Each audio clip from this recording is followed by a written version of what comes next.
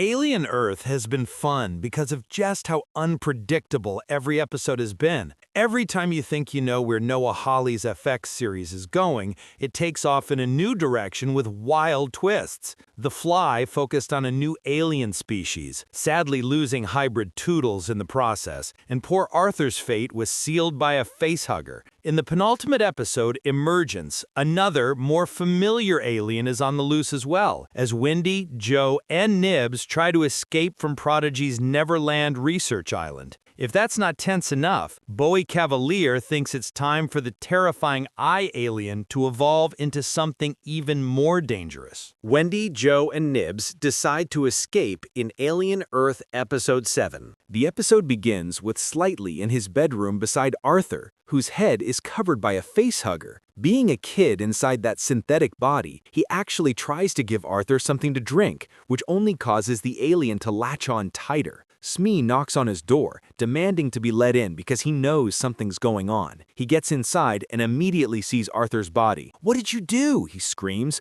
Slightly begs Smee not to say anything or his family will be killed. Needing to get Arthur to the beach, he asks Smee for help, who reluctantly gives in. The two pick up the limp man, and making sure the coast is clear, they head down a corridor. Meanwhile, alarms are going off in the lab. Kirsch walks in and finds Toodles' body before watching one of the flies spit acid over some electronics. Prodigy soldiers come in and immediately stun the two escaped aliens before putting them into containment units, while Boy Kavalier walks in and discovers Toodles. He's shocked at first, but quickly moves to being fascinated by how the flies digest their food. Kavalier initially believes it was an accident, but Kirsch has him watch the tape, which shows the sheep headbutting the glass to startle Toodles into closing the door on himself. Kavalier is in awe and asks Kirsch to have the sheep moved. When Wendy walks in, the Xenomorph immediately looks up from his cage. After seeing Toodles' body, she says she needs to tell the other Lost Boys, but Kavalier doesn't want that. When she tries to leave, soldiers block her way, so Wendy chitters at the Xenomorph, which rams the glass in frustration. That gets the soldiers to step aside real quick. After she's gone, Kavalier wants the other hybrids found before Wendy can talk to them, but Kirsch discovers that someone has turned their trackers off. Back in her room, Wendy tells Joe what happened. Her brother says it's time to go, and Wendy is all for it, but she won't leave without those just like her. Wendy goes to Nibs and Curly,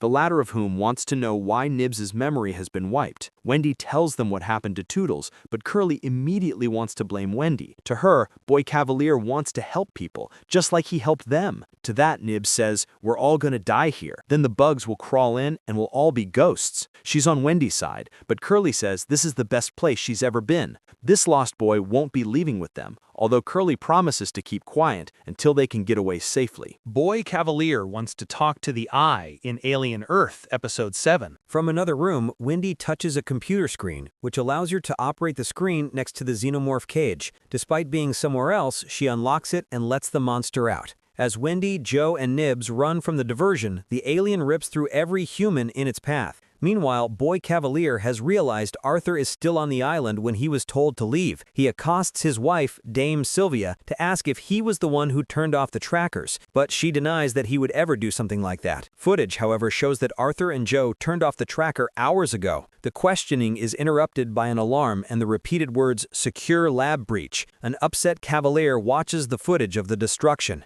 At the same time, Kirsch catches Slightly and Smee sneaking out Arthur's body. Slightly tells him what happened with Morrow, but the synthetic already knows that, and he's not here to stop them. Instead, he gives a faster way to get to the beach before opening an elevator for them. Outside in the daylight, the trio of escapees makes their way through the woods before finding a small cemetery containing all the Lost Boys' former human bodies. Joe goes to Marcy's to mourn, but Wendy tells them that they're still here. Elsewhere, outside, Slightly and Smee hide from roaming soldiers, but when they look up again, Arthur's body is somehow gone. It's then that the dead facehugger falls from a tree and a confused Arthur walks up to them. They lie about a gas leak to get him moving, but as they make it to the beach, aided by another lie that this is where Dame is waiting for them, Arthur can tell that the hybrids are lying and scared. He wants to go back and help them, but it's too late for that. The thing inside wants out. Arthur collapses and the chestburster explodes out of him before scampering off into the brush. A desperate Slightly looks for it, but it's long gone. Smee starts freaking out, but Slightly is focused only on hiding the body. They pull him down a shallow stream on a makeshift raft before making it to the end of the island, where about a dozen Weyland-Yutani soldiers emerge from the water. Morrow is among them. He sees Arthur's hollow corpse and asks where the alien is. Slightly tearfully wants to know that his mom will still be okay, but Morrow only tells the other soldiers to bring the two lost boys along in the search for the Xenomorph.